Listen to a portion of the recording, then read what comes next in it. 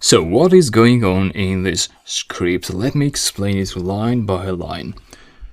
Python executes the function definition, but it doesn't do anything because it's just a function definition. Python does things when it finds a function call, such as this one in here. So here we are calling the function, and the input value for that function will be Monday temperature, which is equivalent to this list. So this list will go and be stored in this variable. So our value is equal to this list. Okay, so what happens is that the interpreter will check if the type of that list is dict. If that is true, then it will execute this line here. So it will assign the output of this expression to the mean variable. However, this is not true in this case because type of the list is not a dict. So Python will not execute this line. It will go to the next line. So if that was not true, then it will do this thing here.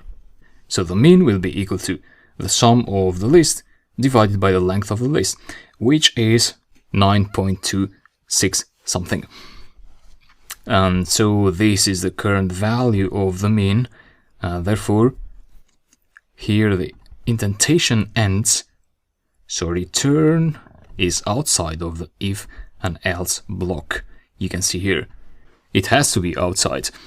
So the conditional block ends here, and the current value of the mean will be returned by the return statement. So you get that mean value for that list. If this was student grade instead, what happens is that this dictionary will be stored in value, and if type of value is dict, yes, it's a dict, the mean will be equal to that, so to the mean of the dictionary.